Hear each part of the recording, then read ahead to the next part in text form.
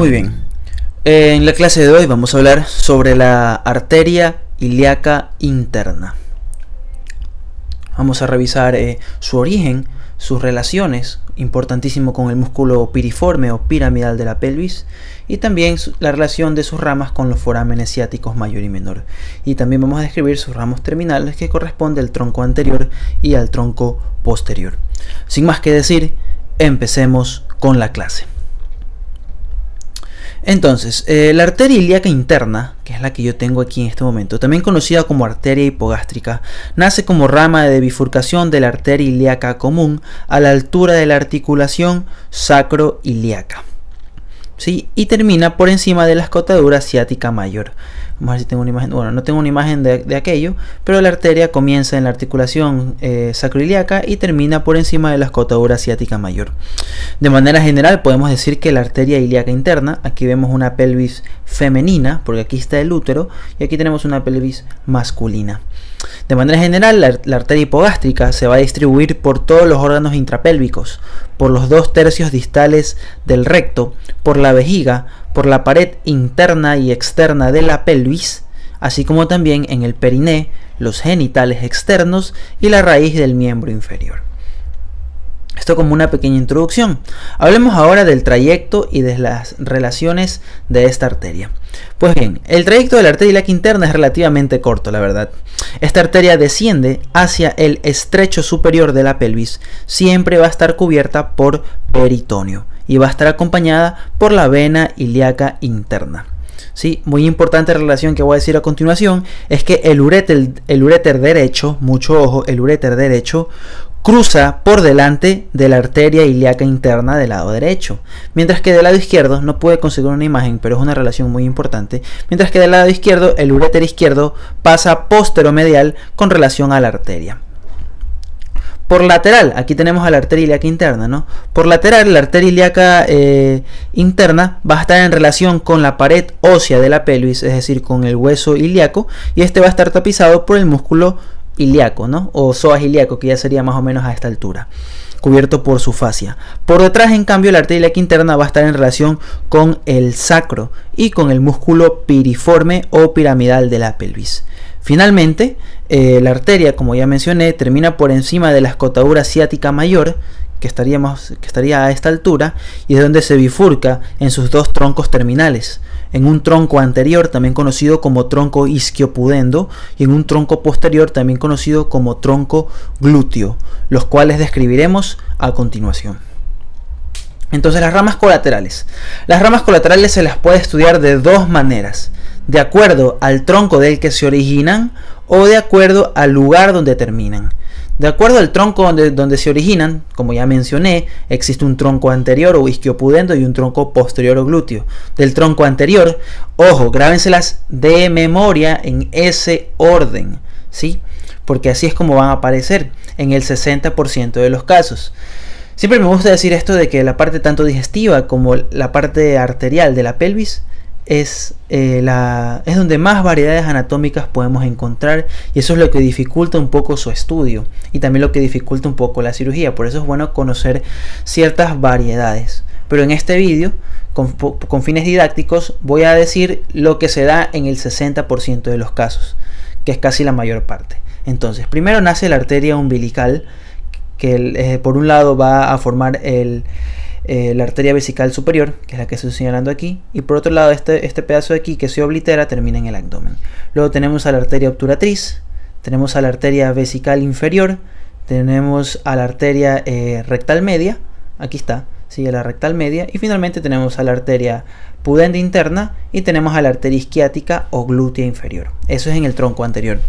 En el caso de la mujer, esto sí es muy importante mencionar, que en el caso de la mujer la arteria vesical inferior no se origina, sino que esta se ve reemplazada por la arteria vaginal.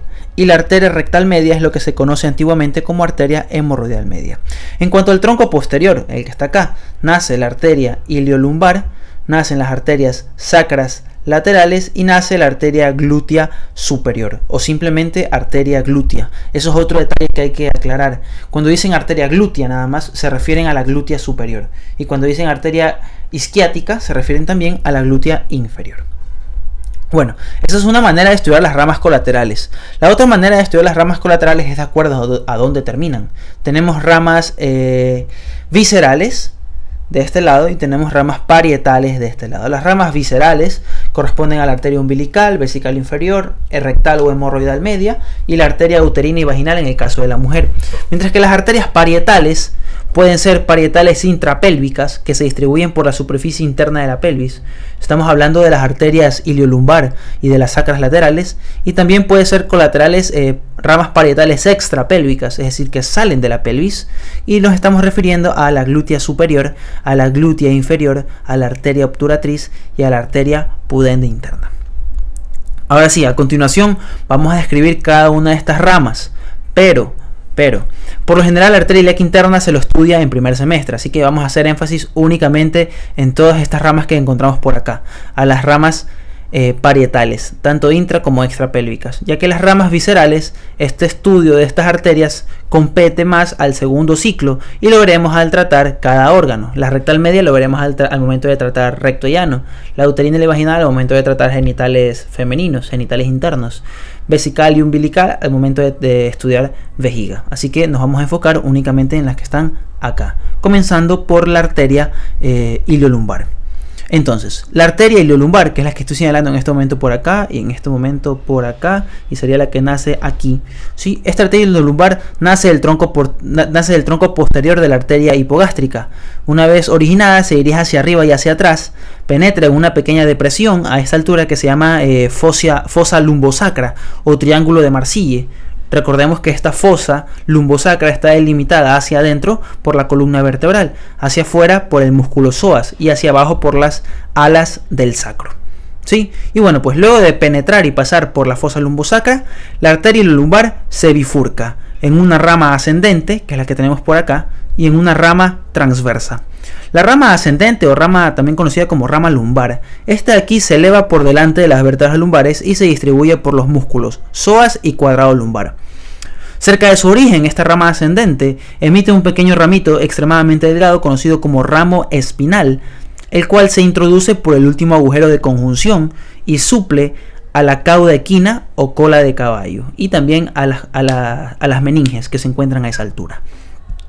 En cuanto a su rama transversa o rama ilíaca también le llaman, se dirige transversalmente hacia afuera, deslizándose sobre el músculo ilíaco y termina anastomosándose con la arteria circunfleja ilíaca profunda que proviene de la arteria ilíaca externa.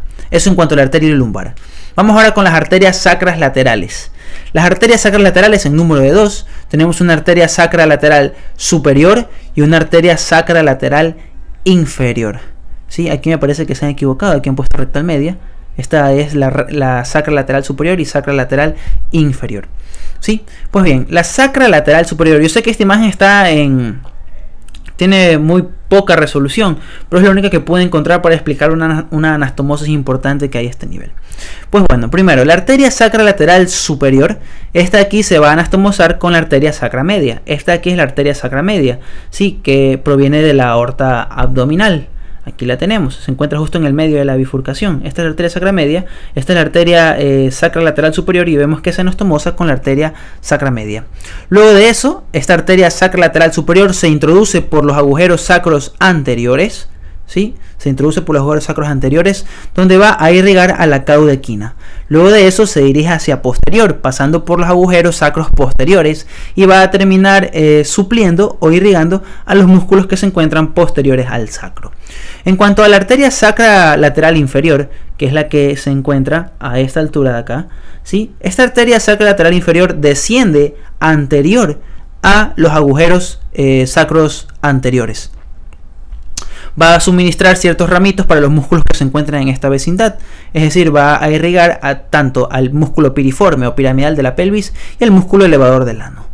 Luego de eso, atraviesa los agujeros anteriores del sacro y termina supliendo a la cauda equina también. Ahí no hay mucho detalle, la verdad no son muy importantes estas arterias. Las que sí son importantes son las que vienen a continuación, la obturatriz y las glúteas. Comencemos hablando de la arteria obturatriz. Por acá la tenemos, ¿sí? Esta es la arteria obturatriz y también es la que estamos viendo por acá. La arteria obturatriz, ojo, obturatriz, No se le puede decir obturadora, obturatriz. Esta arteria nace como segunda colateral del tronco anterior de la arteria hipogástrica. Una vez que nace, se aplica a la pared lateral de la pelvis menor sobre el músculo obturador interno. Luego de eso se introduce por el agujero obturado, conocido antiguamente como conducto obturador, para aparecer luego en la región pélvica. ¿Sí? Bueno, no tengo una imagen de eso, la verdad. Acá está. Sí, luego que penetra por el agujero obturado, por encima de la membrana obturatriz, la arteria aparece en la región del muslo. En el interior de este agujero obturado, la arteria se bifurca en una rama anterior y en una rama posterior, que vendrían a ser sus ramas terminales. Pero no nos centremos en eso todavía. Hablemos de las ramas colaterales de la arteria obturatriz.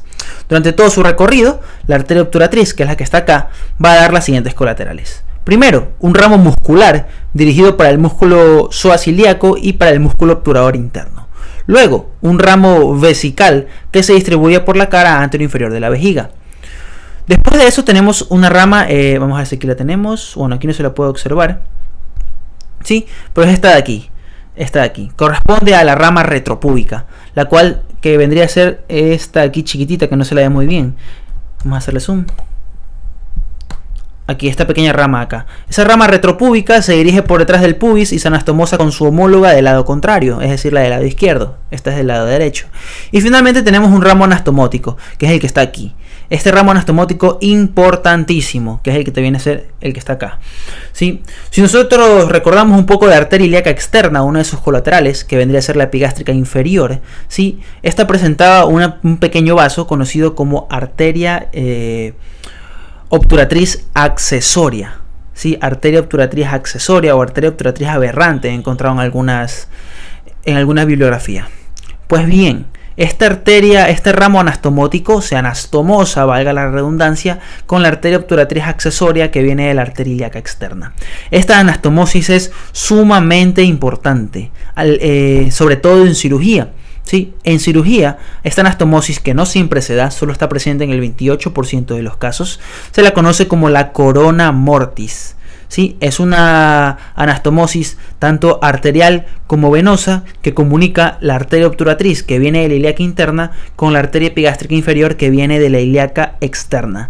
El conocimiento de esta anastomosis es de vital importancia porque durante las cirugías de reparación de hernia, tanto inguinales como crurales, se puede lesionar esta parte, esta región de aquí, si es que no se tiene en cuenta esta variedad anatómica. Así que tómelo en cuenta, se llama corona mortis o corona de la muerte. Es una anastomosis entre el sistema ilíaco interno y externo. Y bueno, pues como les decía, la arteria obturatriz en el conducto obturado o el foramen obturado se divide en sus dos ramas terminales, en una rama anterior y en una rama posterior. La rama anterior sigue el borde anterior del agujero obturado y suministra ramas para los músculos obturador externo, para los aductores, para el pectíneo y para el escroto en el caso del hombre, o para los labios mayores en el caso de la mujer. Mientras que la rama posterior sigue el borde posterior del agujero obturado y se distribuye también por la membrana obturatriz. Y aquí viene lo importante de la rama posterior.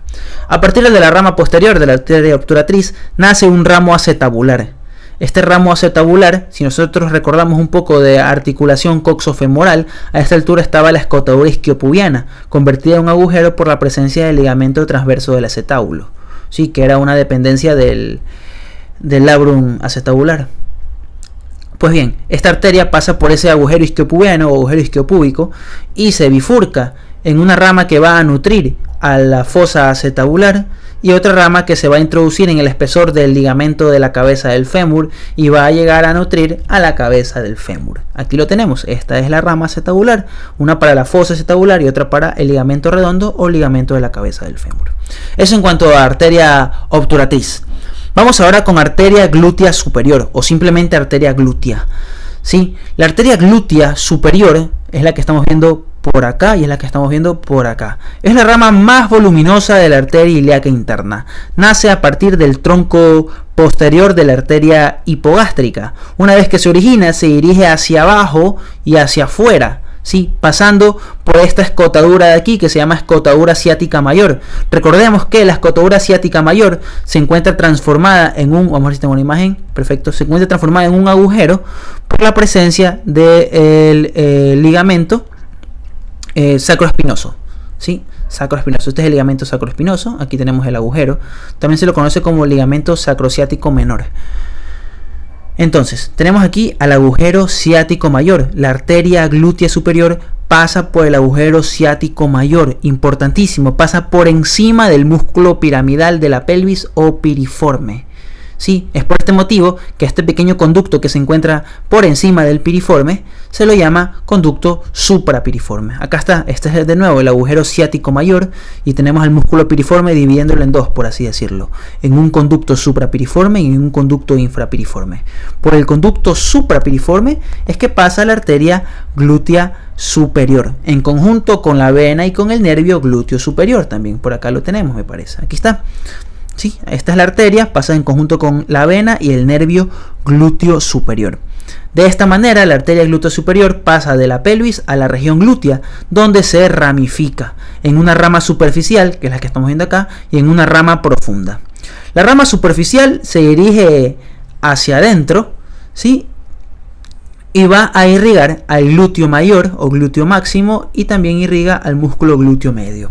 Mientras que su rama profunda se dirige hacia afuera, hacia lateral, entre los músculos glúteo mínimo o glúteo menor y glúteo medio, y luego se va a bifurcar en una rama superior para el glúteo medio y en una rama inferior para el glúteo mínimo o glúteo menor. Esta rama inferior, que proviene de la rama profunda de la arteria glútea superior, es la que luego se va a anastomosar con las arterias circunflejas femorales medial y lateral y forma una especie de circuito alrededor del cuello del fémur. Eso en cuanto a la arteria glútea superior. Vamos ahora con la arteria glútea inferior, también conocido como arteria isquiática. Esta, en cambio, nace a partir del tronco anterior o tronco isquiopudendo. Una vez que nace esta arteria, desciende, vamos a ver si tengo una imagen, no he puesto una imagen, qué raro, pero bueno. La arteria desciende verticalmente hacia abajo, sobre el plexo sacro, ¿sí? Sobre el plexo sacro, y pasa entre los nervios S2 y S3 para introducirse de nuevo en el foramen o agujero ciático mayor, esta vez por debajo del músculo piramidal de la pelvis o piriforme, es decir, en el conducto infrapiriforme. En conjunto, ¿sí?, la arteria glútea inferior o isquiática pasa por el conducto infrapiriforme. Esto es importante. Pasa con la vena y la arteria pudenda interna. Pasa con el nervio pudendo. También pasa con el nervio glúteo inferior. Y lo más importante es que pasa con el nervio ciático. Acá lo tenemos, ¿sí? Aquí está. Uy, ahí está. Ok, entonces este es el conducto infrapiriforme, arteria glútea inferior, nervio ciático. Este me parece que es el nervio femorocutáneo posterior, me parece, ¿sí? Y acá están los vasos pudendos y el nervio también pudendo, ¿sí? Muy importante ese detalle. Ahora, la arteria, una vez que pasa por el foramen ciático mayor, se dirige de nuevo a la región glútea, donde se ramifica, ¿sí?, supliendo a los músculos glúteo mayor, a los músculos obturador interno, al cuadrado femoral, ¿sí? Y también se viene a anastomosar con las arterias circunfleja femoral medial y lateral y con la arteria pudenda interna. Y también emite una pequeña colateral que se le dice arteria satélite del nervio ciático. Y bueno, chicos, esto ha sido todo por hoy. Espero que les haya gustado el tema. Yo sé que es un poco complejo por la variedad anatómica que existe. Si tienen alguna sugerencia, me lo pueden poner en los comentarios. No se olviden de seguirme en mis redes sociales, darle like a mi página de Facebook, seguirme en Instagram, seguirme en Twitter. Si tienen alguna duda, escribirme al correo o a los comentarios. Sin más que decir, me despido. Adiós.